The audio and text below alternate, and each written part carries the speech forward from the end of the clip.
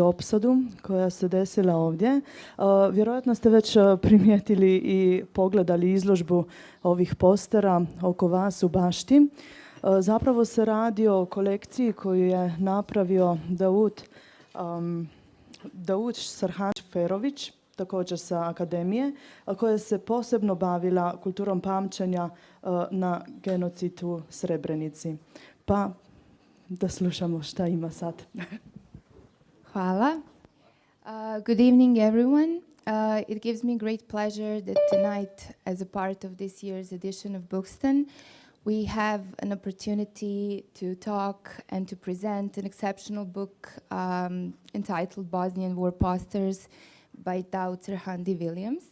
And DAOUD is tonight with us via video link. And good evening, Mr. DAOUD. Welcome to Sarajevo in this Good afternoon. And also good evening to Bojan, who wrote the foreword, as you said, and his works are shown in this edition. Hvala. And before we start this conversation, allow me a few words to briefly introduce the author and the book we will be talking about tonight. DAOUD SARHANDI is an award-winning British film editor and sound designer. He is also a director of photography, producer, and writer. Together with Carolina Rivas, they have produced 3 films: The Color of Olives in 2006, Lessons for Zafira in 2011, and One for One in 2013. All 3 films have enjoyed considerable international success, winning over 15 prizes in the United States, Mexico, Cuba, Russia, Belgium, Spain, and France. And what is most important to say that this book isn't DAOUD's first work about Bosnian posters. I think, and I'm sure that we are all familiar with the title from the 2001, Evil Doesn't Live Here, Posters from the Bosnian War. But the book we will be talking about tonight contains about 340 different pictures, mostly wartime propaganda posters, that Mr. DAOUD and his team collected throughout the Bosnia and Herzegovina for the period of 1 year back in 1997. And what is really fascinating about this edition is that the author tries to explain to the reader complex political, national, religious, and social circumstances that preceded the breakup of Yugoslavia and resulted in the war in Bosnia and Herzegovina. And to achieve this, DAOUD uses posters by explaining and clarifying the meaning of each individual poster, and also briefly presenting the facts about Bosnian War and the nature of Bosnian War. So my first question for Mr. DAOUD would be, who was DAOUD before coming to Bosnia? Actually, you came for the first time, you visited Bosnia only 3 months after the genocide in Srebrenica. And can you tell us what did you do for a living, and what was the main reason or the motive for coming to Bosnia at the end of the 1995? Well, that's a big question, actually. Well, briefly, I was a film editor working in documentaries in England, in London. Can you hear me? Okay? You can hear me fine, yeah? Yeah, it's a little bit.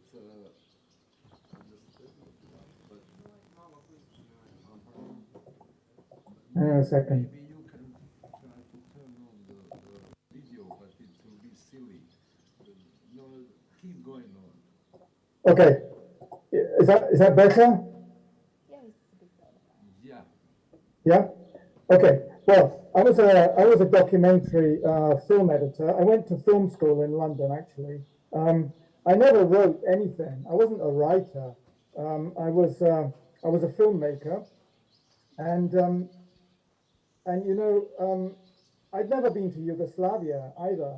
I'd never even thought much about Yugoslavia until the war started, and I was living in London in 1990s and watching this stuff on TV for a couple of years, for 2 or 3 years until I really started to get interested, and it was really I have to say that my involvement with Bosnia didn't begin until until Srebrenica happened, and as soon as Srebrenica happened, something also happened in me. I was so outraged, really, and shocked, and I was at a time in my life when I was able to leave London. I just finished a relationship, important relationship in London, and I had a lot of time, and I started doing some political things with trade unions, and eventually it just seemed normal to me, natural for me to come and to see the situation for myself, and I made my first trip to Tuzla. I went to Tuzla because I was working with a trade union organization, and we were helping the miners in Tuzla, and I came to Tuzla in October 1995. I came to Tuzla, where I met some people who eventually would help me with the book idea. I met a graphic designer and some other people, and I started to develop an interest in cultural aspects of life in Bosnia, as opposed to just general humanitarian food and clothes and medicine. I started to get involved with culture because I was a culture person, if you like. I was a filmmaker, so that was what brought me into the whole subject. And as soon as I came there in October 1995, I just kept coming back. I came back again 2 months later in December, just after Dayton, and I came back in the next summer, 1996. And in 1997, I decided to come back and live in Bosnia and try to make a film. And that preceded my work on the book. And you worked with your team, your project assistant Alina Bobok and Steve Gordon, who photographed all the material. And we want to know, how did you find all the information about the materials, about the posters, about the authors of these posters? Can you tell us a little bit more about that process? Was it challenging for you finding all the materials? Yeah, it was a huge challenge. It was really a big challenge because nobody had collected any of the material. I mean, some people had collections of their own material. Obviously, Bojan had all his work, and Hadzihalilovic had all his work. I mean, each individual author had their own posters and their own graphics, but I didn't know anybody. I mean, I literally didn't know one person. So I knew one person in Tuzla. This was Jasminko Arnautovic. I knew Jasminko quite well, and I just, when I look back on it, I had this idea, and I suggested this idea. And Jasminko's girlfriend, Baisa, she just laughed. She said, you can never do that. It's impossible. She said, you just want the stuff from Sarajevo? I said, no, I want the stuff from the whole country. I have to get stuff from Banja Luka and Travnik and everywhere, And everybody said to me, no, it's impossible. You'll never do it. And I just started driving around the country. I mean, I literally drove around the country, and I have to say that Alina Bobok was absolutely vital for this project because she spoke a little bit of Bosnian. She's from Romania, but she spoke a little bit of Bosnian, and her husband, who's Rupert Wolfe Murray, he financed this whole this whole crazy idea. And for 1 year, we were just knocking on doors, ringing people up. You know, this was, you have to remember as well, everybody knows that this was before mobile phones. This was really before the internet was not really working. It was really before email was working properly as well. And it was to say it was a challenge is a big understatement. I mean, it was just a mountain to climb. And you know, I'm surprised now that we did it after 1 year. I mean, it took us 1 year, and that included all of Bosnia. Plus, I went to Zagreb, and I spent quite a lot of time in Belgrade, looking for propaganda in Belgrade. You know, state propaganda, magazines, newspapers, all that kind of stuff. Yeah, it was very difficult. Yeah. So you just mentioned that you were trying actually to collect all the material from all three, if I can say, sides, parties involved in this war. Yeah. And you tried to work on a fair presentation of a war in Bosnia and Herzegovina. What was the response of the other sides, except for the Bosnian side? Because in the book we can see that you have material from the side, all three sides involved in this war. And also, what were the reactions of the people you met? Actually, we need to consider the context. Those were the first post-war years, and the society was just starting to regenerate and to get used to the semblance of everyday normal life and peace, so to speak. Yeah, yeah. Well, you know, I have to say that everybody we spoke to was really interested in the project, and really, nobody said no, I don't want to give you anything. Nobody. I mean, when you look at some of the, you know, but I have to say, we didn't find a lot of graphic design from let's say Bosnian Serb side. I mean, you know, we didn't find it because I don't think it really existed in the same way. You know, there wasn't that creative. There wasn't as much creativity, and there wasn't that passion behind the graphic design. I mean, there was a lot of obviously passion in the war and in the fighting, but it wasn't. I mean, maybe we just didn't find it, but I honestly don't think it really exists in great numbers. You know, we found HVO material, and we found all that kind of that Croatian stuff from Herzegovina. We found some quite radical material there, but again, it doesn't have the. I mean, it simply doesn't have the quality, the artistic quality and the artistic vision of the stuff that we found. You know, on the Bosniak side, let's say. I never know. I still, after 25 years, I still don't know what to call people really in Bosnia. I have to be very careful. But but I have to say, surprisingly, nobody just closed the door on us. I mean, everybody we spoke to, nobody was. The thing is this, you know, nobody was ashamed of what they'd done. Nobody was embarrassed by it. You know, the most extraordinary thing is that I went to the National Library in Belgrade, and I explained to the people there that, you know, the librarians and the administration of the library, that I'm looking for all this Milosevic propaganda and magazines, and they were so helpful. I mean, I was there for 2 weeks sitting in the library, and they were bringing me like piles and piles of magazines every day, and they let me photograph them in the library. They let me scan things.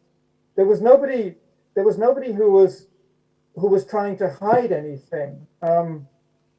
I thought that would be an issue, but it really wasn't an issue. You know, I found some, let's say, quite interesting graphic design from some Bosnian Serbs, I think in Banja Luka. They're in the book. You know, there's quite a lot of them. The guy did say to me, one of the designers, he said to me that he didn't mind having his name in the book, but the other 4 people who were involved, they didn't want to have their names in the book. I'm just looking for the book. 1 second. Actually, I don't even have a copy of my book. I have Evil Doesn't Live Here. I still haven't seen the book.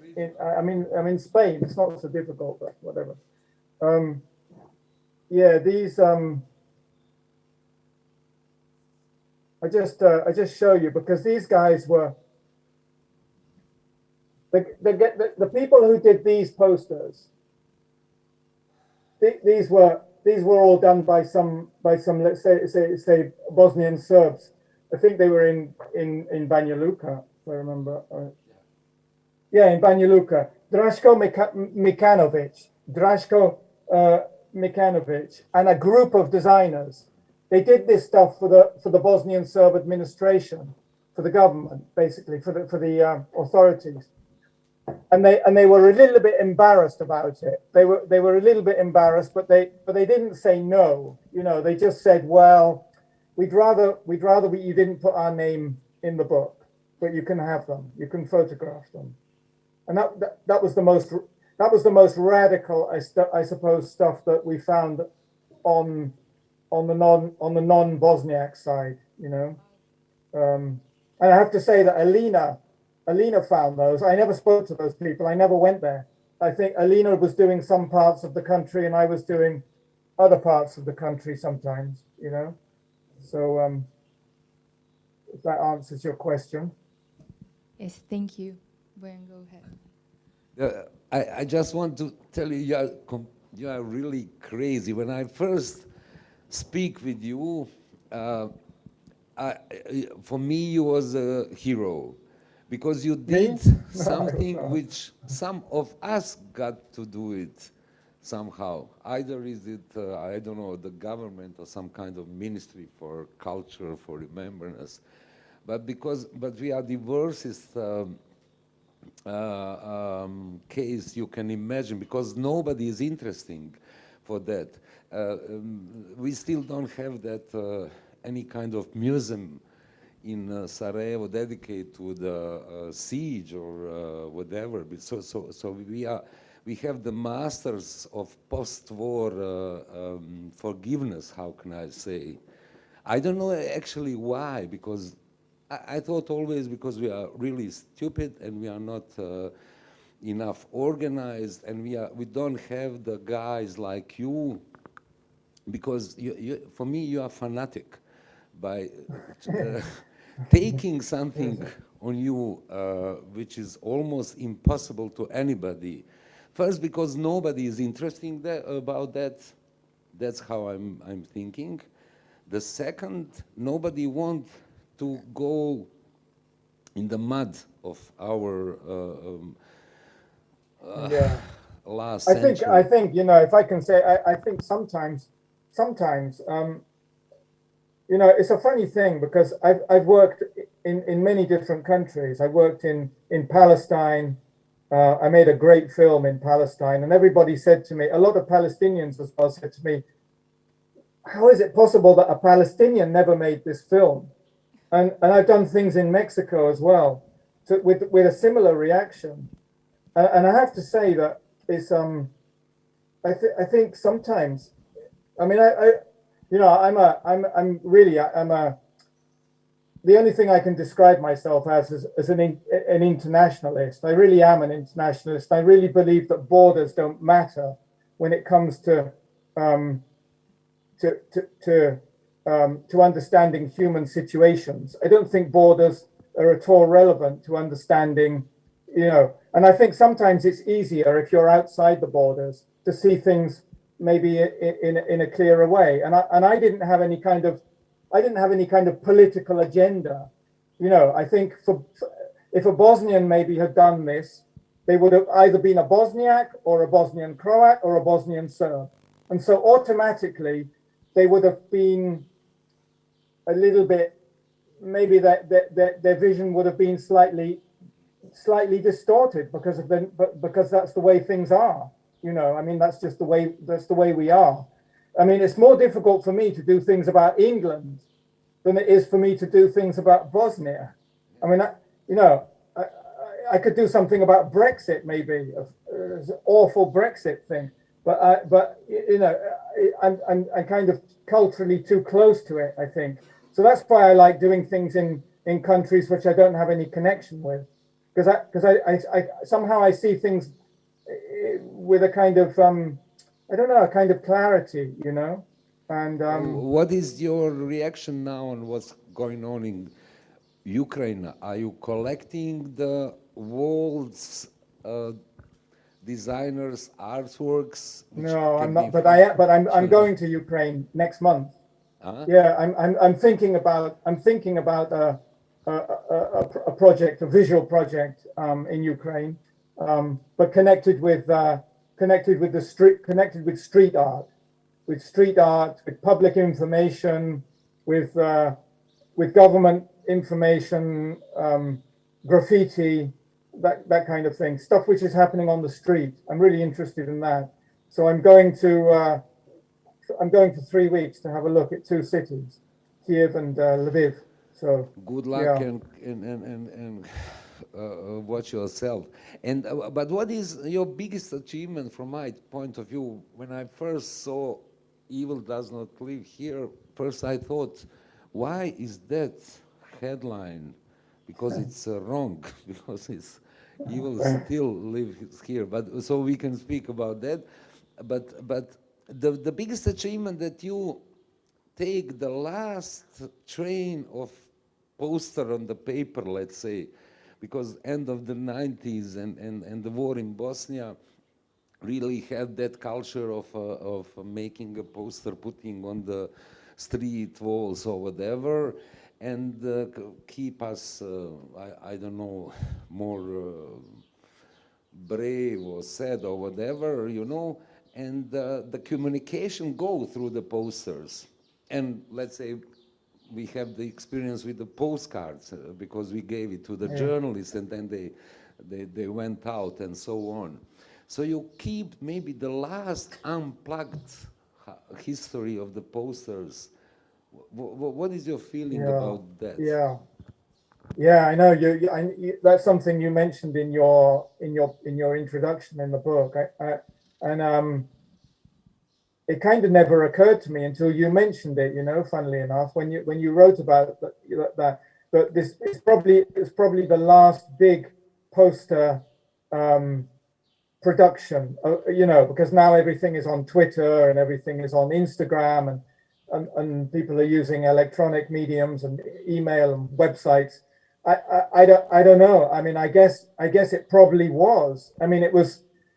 I mean, I never thought that at the time. I never thought it. I was really not a digital person. I was a completely analog person, and now when I look at it, I feel a kind of certain nostalgia in a funny kind of way for this analog period. People painting things by hand. You know, a lot of the posters in the book, for example, wonderful posters by Bojan Hadzihalilovic in Tuzla.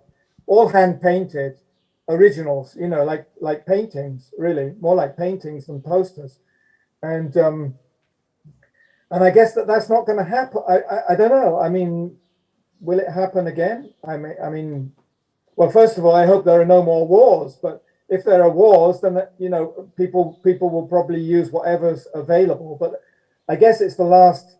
I guess it might be the last big war poster period. I don't know. Yeah. Let me ask you, Amila, sorry, because it's okay. Let me ask you, do you have the originals, or do you have the originals? No. Did you everything scan it, or you? I scanned it. Well, no, we took photographs. We took Steve Gordon, who you mentioned earlier, Amila. Steve Gordon was the photographer, and he traveled around with us, taking, you know, this was before digital cameras.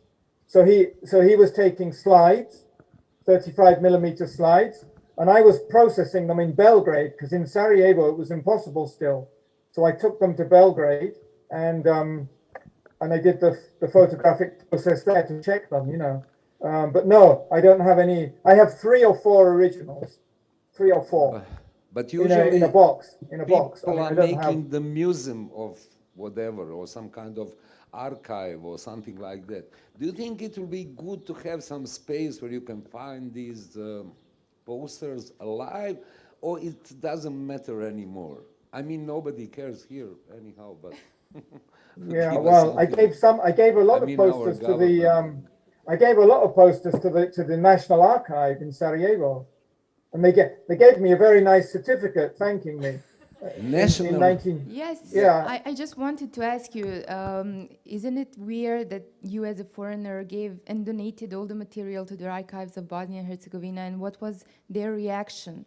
Like, you did the job for us, as Bojan said.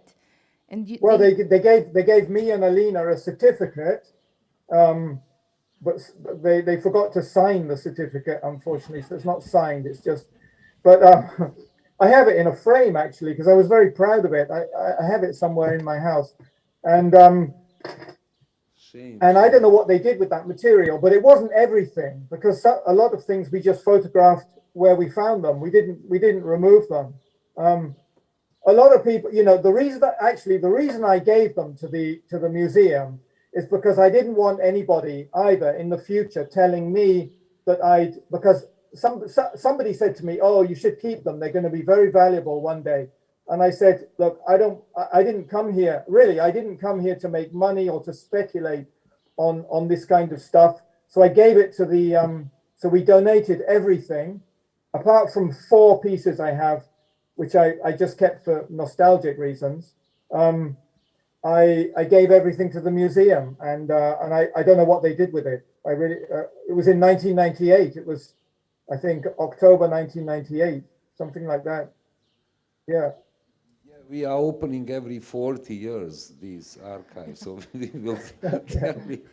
No, it's crazy because we are really not caring about that. You know, I was in, I don't know, in London you have Museum of First World War, Museum of Propaganda, Museum of Posters, big posters, small posters, everything. So do you have some kind of like message to these people which you gave 30 years, 25 years ago, these materials? I don't know. I mean, I don't know. It's just, I mean, well, at least it's all been photographed and it's in my book. I mean, and now all that material, all the material on slides is in Los Angeles in an archive. I last month I packed everything and sent it to. It's all in the Center for the Study of Political Graphics. So in the future, in 100 years or 200 years, if somebody wants to find it, they can find it in Los Angeles. I don't know, you know, I mean, I guess people will be interested forever because not all of it is in the book. Even this book, which is bigger than the first book, is not all of it. Yeah, you collected over 700 of about 650, I think. Finally, it was. Okay. Yeah. And what was the criteria, as you mentioned, the artistic value? What was the criteria for choosing 340 to present in this edition? Yeah, that was a creative. It was done. I mean, basically, it was done to tell the story, the political story, obviously, and the different phases and the different battles and the different political, you know, the whole dimension of it. But it was also done because I'm an aesthetic person, and I just thought some of them were more beautiful than others. And it's a strange thing that you come back to. We always seem to come back to the issue of beauty, you know. I mean, it's a funny thing, in my opinion, that that even when we look at wars and we look at conflict, we start looking for beauty in things, and that happened to me when I made a film in Palestine, in a very difficult situation. I shot it, you know, I shot the film, and the film. People said to me, "Wow, the film is so beautiful," and I was kind of embarrassed about it, you know, because it wasn't my intention to make a beautiful film about Palestine, about the Palestinian war. But somehow, I mean, as an aesthetic person, it's very curious, this thing. So the book, I'm very pleased that the book represents something truly ugly, but the book itself is a very beautiful object, and that's a kind of a contradiction we have to live with. But so there were lots of different criterias, and doing the layout of this book, because now I'm a graphic designer as well. So I designed the book myself. I physically did it on my computer, and I just enjoyed the process so much, and I really got the whole thing right, and so there were many, like a whole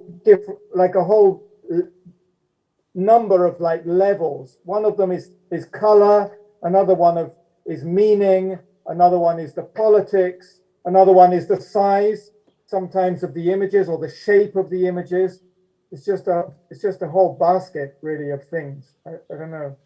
And it took me, this new edition, I was doing it for like 2 years. I was just like Bojan said, I'm a fanatic. So I was just sitting day after day and writing to Bojan sometimes as well and annoying him with things. Yeah. But, have you ever thought about the idea of making documentary of that, or try to speak about the people?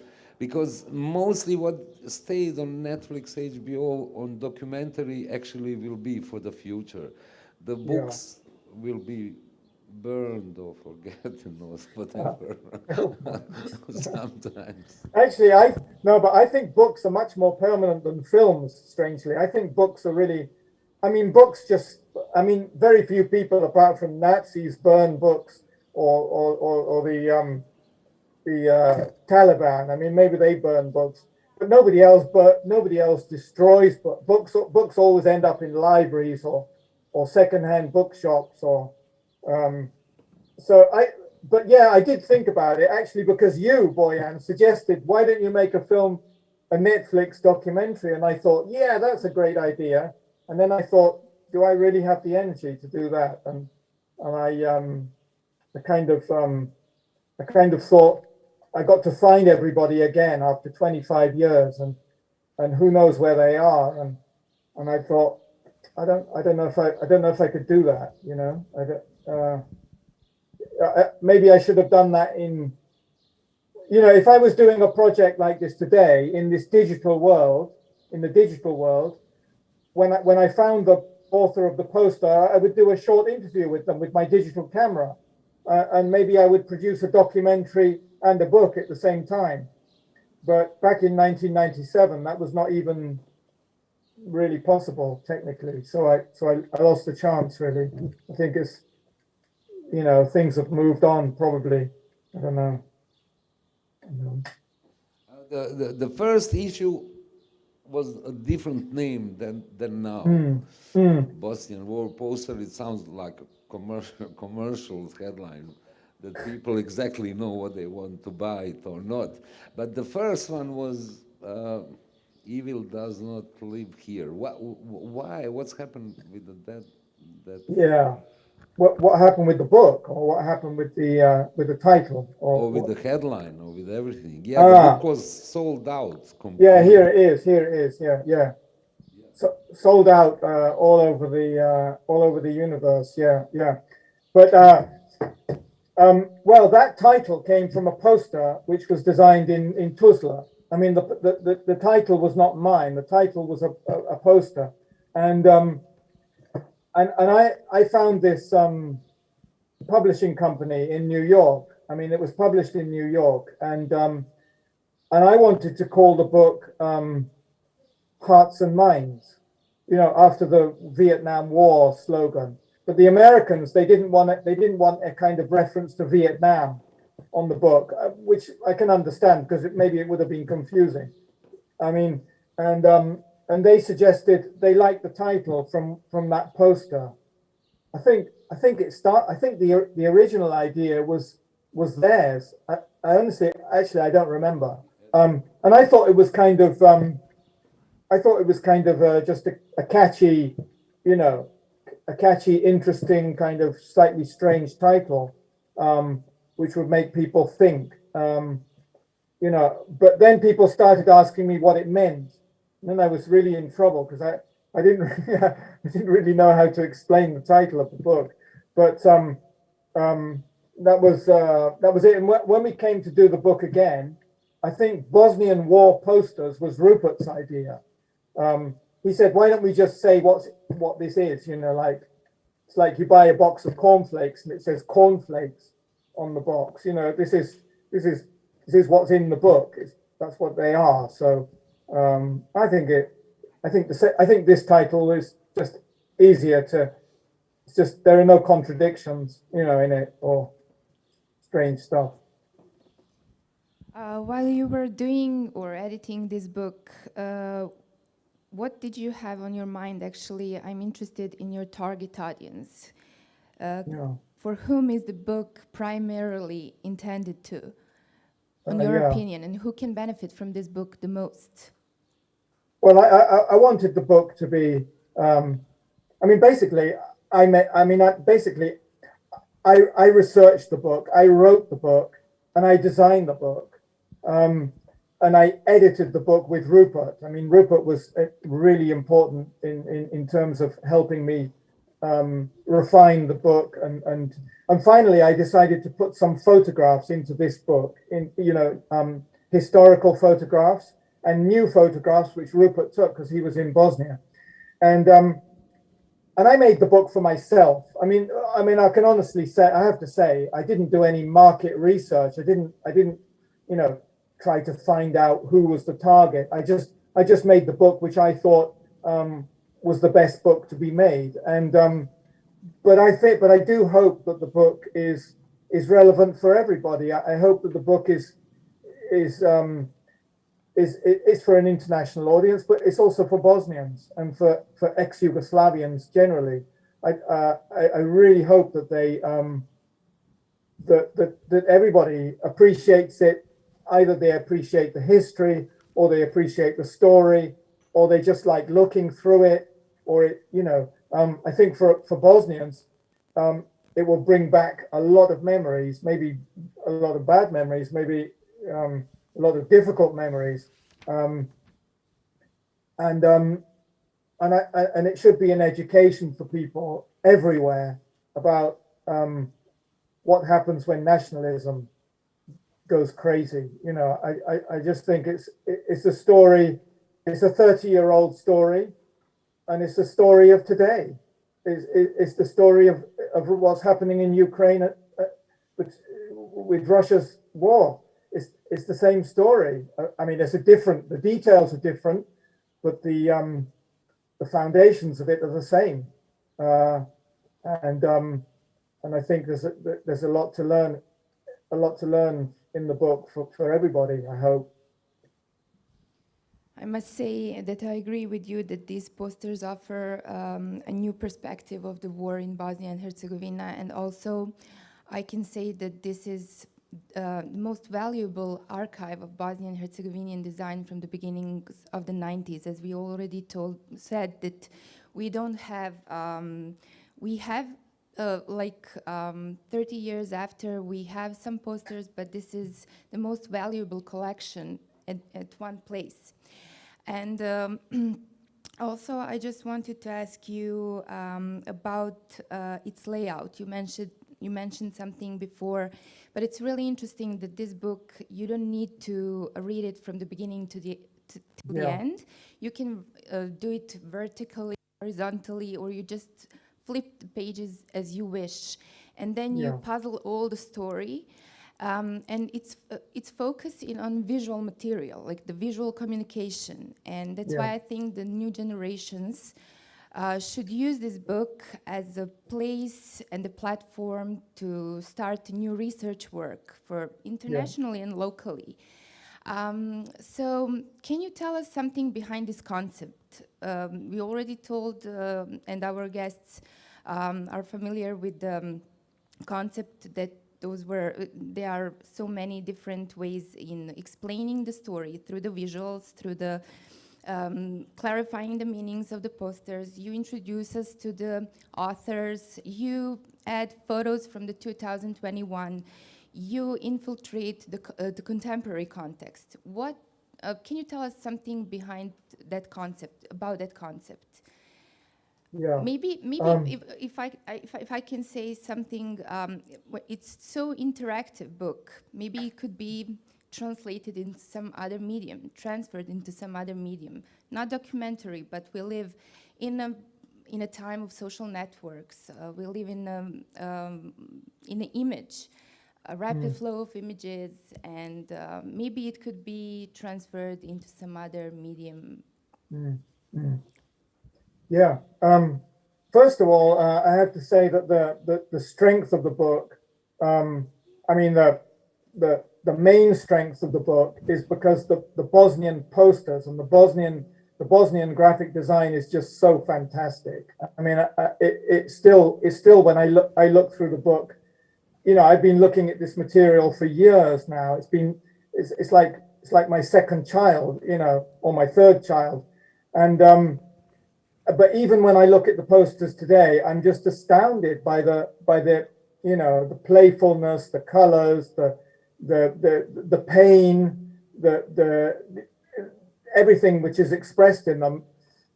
I'm amazed at what people did still in Bosnia in terms of expressing themselves visually, and that's the real strength of the book. My input and my stylistic input is another thing, but that's just to you know, to give the credit where the real credit is due. It's to the Bosnian designers. I'm a filmmaker, you know. I've been making films. I've been editing films, and that's really important because I'm a photographer as well, and I produce some films. But I'm a structural person. I'm an editor. I'm a film editor, editing difficult documentaries, and so I know what. And the key word in editing film is juxtaposition, putting one thing next to another thing, and so I did the book in that spirit because that's the only spirit I had. It's the only thing I know how to do, basically.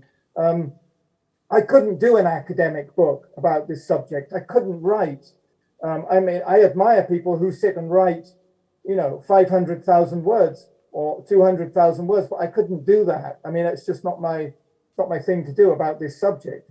So I tried to tell a visual story, and the emotions are there in the work. The emotions, I've helped through juxtapositioning one image with another image with another image.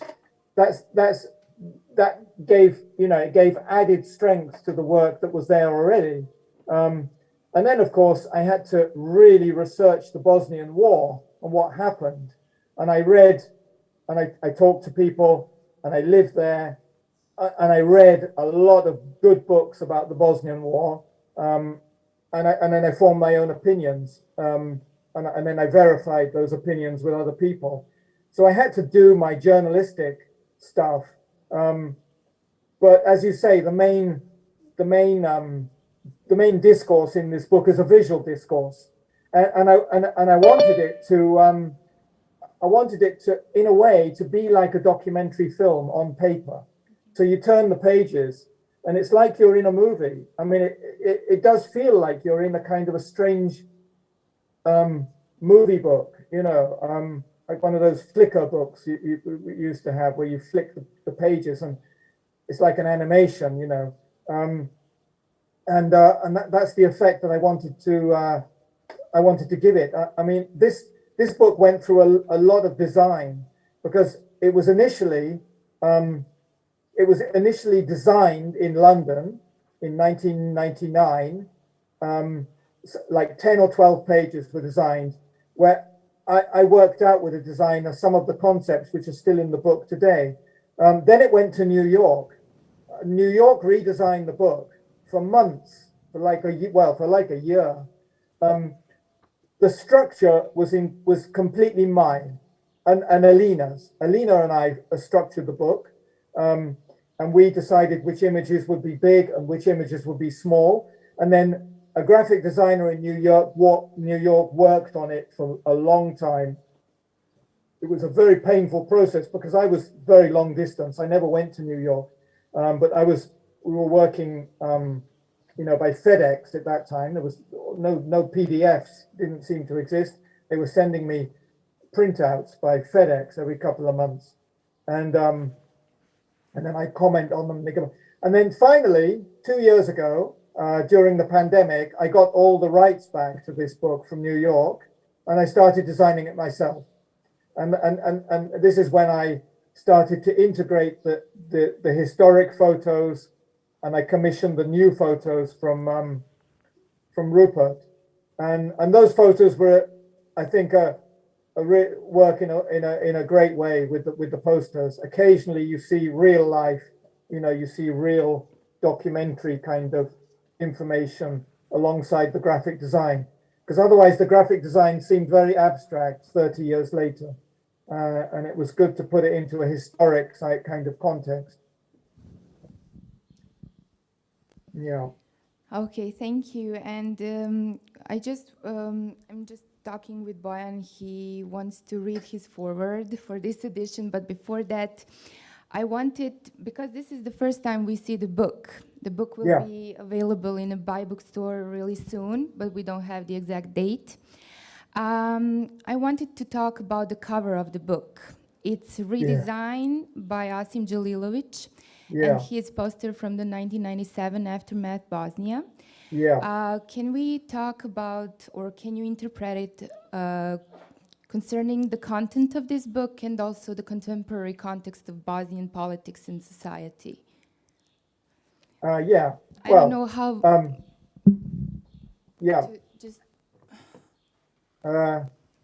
Actually, I have to give credit to a few people for this concept. The concept to use Aftermath Bosnia on the cover was, I think, mine. This time, for the cover of this book. No? First of all, this cover was designed in New York, and I hated it. I mean, I never liked it. It was too aggressive. I wanted something much more poetic, and they went with this. They did this thing with the fence and all that, and I never liked it. And when I did the book again, I chose this Aftermath Bosnia, and then my wife, who's also a filmmaker, she said to me, "Wow, it would be really great if you made the trunk of the tree the shape of Bosnia instead of a round tree." And I thought, wow, that's a great idea. And I wrote to Asim, and I asked him if he'd do it, and he did it the same day. He was so enthusiastic. He redrew it for me the same day, and by 10 o'clock in the night I had it, done. And I was just like, wow, that's fantastic. And I did the first cover, and then my graphic design went to the new publisher in New York, and a really nice guy there simplified it and redid the typography in Boston, and that's the cover. That's the cover. How it worked out. That's what it is now. The red, that particular color red, was my choice. I'm very proud of that red. So I don't know. I like that color. And somebody said it looks like Coca-Cola red. I thought, okay, well that's a reference to Coca-Cola as well, which works. And so yeah, that was the way. And I think it's a very mysterious graphic, with the, and it's very. I mean, I don't want to interpret that particularly. Maybe Asim should interpret that more than me, but for me, it means a number of different things. I mean, wow, it means so many different things. I feel embarrassed to even talk about it. I mean, because it's like me getting really into Bosnian politics, and I'm not sure I want to say all the things that it means to me. But it's very curious, that for me that these green leaves are growing out of the axe. The axe is obviously nationalism. The axe is the destruction of Bosnia, and out of the tool of destruction, something is regrowing, and it's such a difficult thing for me to express. I think really, is Asim there? Is Asim with you or not? Are you asking, is Asim here tonight? Yeah, is he No, there? I don't see him. No, he's not here. No, he's not there. Well, maybe he should comment about that. I don't know. I don't know what his original interpretation was exactly. I never asked him. I never actually asked. We have him. a poster printed. Yeah. Here, the This original. one is the original. Yeah. This is also Asim's homage to a Japanese designer. Yes. A Japanese designer. It's in the book. The information is in the book. It's a very, very important Japanese designer did the same image, and Asim borrowed it, and then I reinterpreted it with the map of Bosnia. So it's a big group effort, actually, from Japan to Bosnia to Spain. Yeah. Okay, thank you. Bojan, you can read your foreword. He wanted to say a few words and the impressions about the book as a professional graphic designer and someone who teaches design. I don't have a word how to thank you for all the DAOUD's energy and what he leave to us. I think for the designers actually in the region and before the war and post-war is important sometimes to look at that, all these pages and propaganda and so on. So I think really you deserved, like Bono, you too, he had that special passport, I don't know, Bosnian or something. So I hope you can give me a passport, yeah, I'd like that. Yeah. But mostly I would like, it's very short, the message from Sarajevo, how you call it. So Bosnian War poster is without a doubt one of the most significant books about the war in Bosnia, especially regarding Sarajevo. It reflects all the horrors of the siege in my city. The book captivates with unusual and hectic energy, just as DAOUD did with his personality and the mission he had for Bosnia and Sarajevo. Also, book is probably the last document on war propaganda from the last century, a time when there was no internet, no TikTok, no fake news. A frantic rhythm of madness and emotion permits the book, like the relationship between propaganda, art, war, life, and Bosnian civilians' fight for survival. During the war, designers, illustrators, and artists used poster, leaflets, magazines, and newspapers to express themselves, to fight for truth, and to join the struggle between good and evil. Our work at Trio, dedicated to Sarajevo, was at first done as a hand-painted posters. Later we printed the design in a smaller postcard format, intending to send them around the world to publicize the disaster and the siege of Sarajevo, the longest in modern history. Postcards become a unique part of our resistance. We tried to portray the soul of Sarajevo in a palette of dark humor, anger, and hope. There was a message on the back of the postcards. Hello, Lilian Rivas. Sorry about that. I thought it was better to ask her to enter because she's a family of mine in Mexico. and she doesn't understand probably that. So I just let her in. Sorry about that. You came at the right moment. So we try to portray the soul of Sarajevo in palette of dark humor, anger, and hope. There was a message on the back of the postcards. The document has been created in war circumstances. No paper, no inks, no electricity, no water, just goodwill. Bosnian War poster is not a romanticized visual biography of the Bosnian War, but an almost punky book about the good and the bad, love and death, the role of the media and the truth. Ultimately, it is also about the evil that still lives here, there, and everywhere. That's how I wrote about this book. Yeah, it's a really nice text. Thank you so much for doing that. Yeah. Maybe we can ask our audience if there is anyone who wants to ask something. Daoud, is there anyone who wants to pose a question? Yes, please.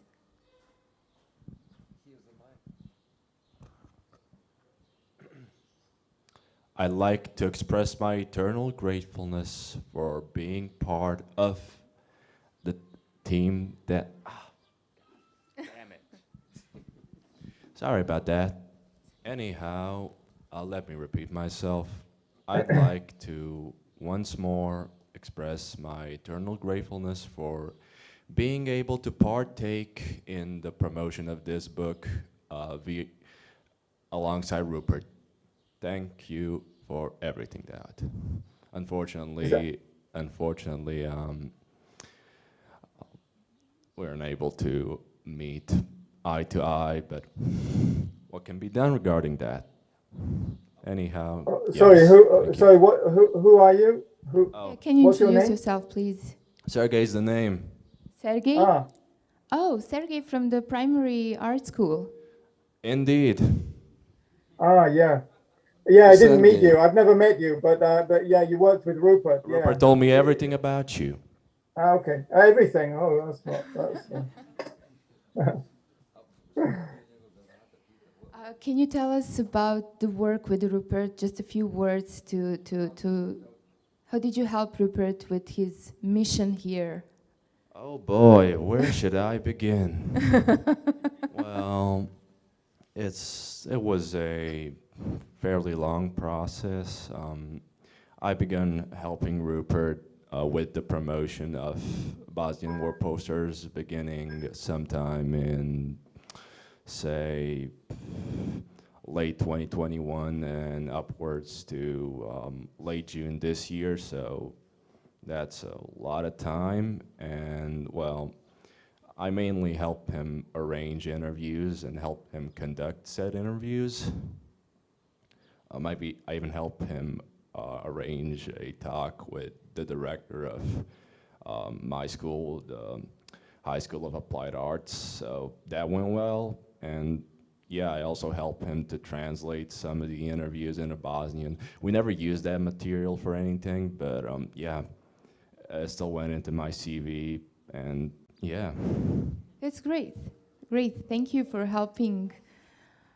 Okay. No problem. Yeah. Yeah, a lot of people. Well, several people helped Rupert a lot. It's been very complicated. The whole thing has been a lot of work. Rupert went down to Bosnia to organize a crowdfunding we did. We gave copies to all the libraries, 50 libraries in Bosnia. We gave free copies to them, or the publisher gave free copies to them, and Rupert did a crowdfunding thing to pay for that, which was very successful. Yeah, very successful, and it was a lot of work. And Rupert was taking photos as well, doing interviews with people, with young people in schools and colleges. I think he went to Mostar. He went to Sarajevo, Mostar, I don't know where else he went. I Yeah, think he went to did Banja so many Luka. interviews with the young people from all different kind of Yeah. professions and schools throughout the Bosnia. And if you are interested, you can see it on Instagram profile named Bosnian War Posters. It's really valuable work and the project the trooper did here. Yeah, he was there for a year. Is there anyone else who would like to ask something? Bojan, do you want to say something for the end? Actually, we are welcoming you here in Sarajevo because I hope that you will come. And I would love to. Yeah.